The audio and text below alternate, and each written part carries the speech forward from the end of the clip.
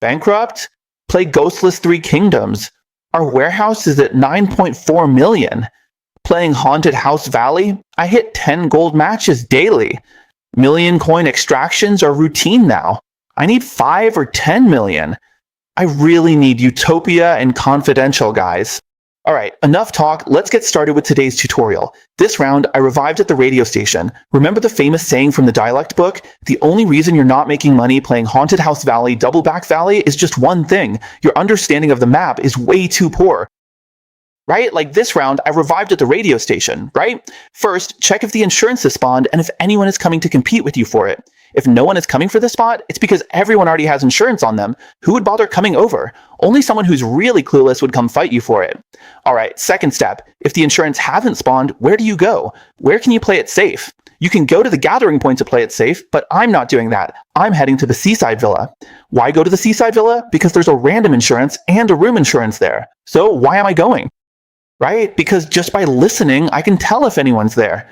Who would even try to compete with us for the Seaside Villa?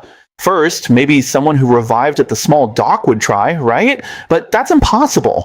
After clearing out the small dock, they definitely head to the forward outpost. So what are the odds of getting the villa?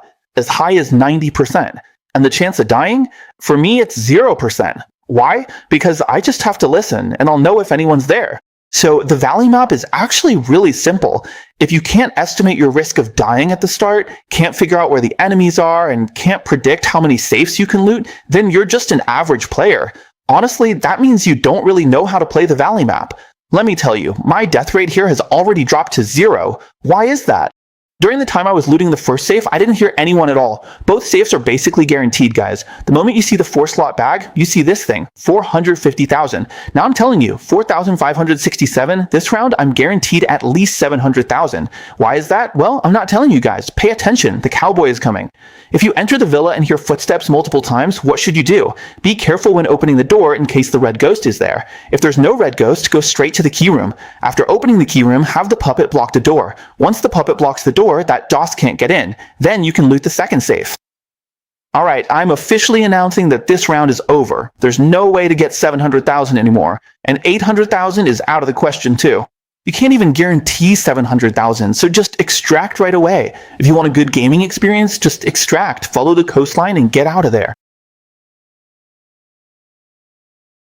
Round 2. Any dangerous spots? Definitely. This is Swamp Area 1. Simply put, going left gives you a 50% death rate. Going right, if the insurance was triggered, your death rate is 0. That's the first safe spot, followed by the mid-mountain cabin.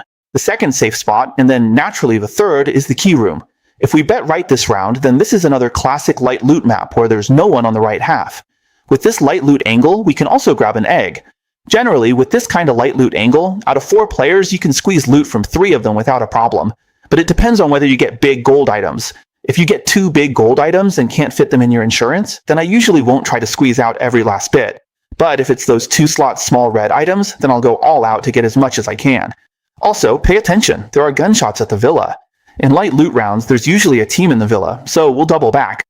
We've arrived at this small factory. Let's grab the safe here. Here we go. Oh no, guys. This one's hard to squeeze dry. Why? Because we got a 4-slot red item.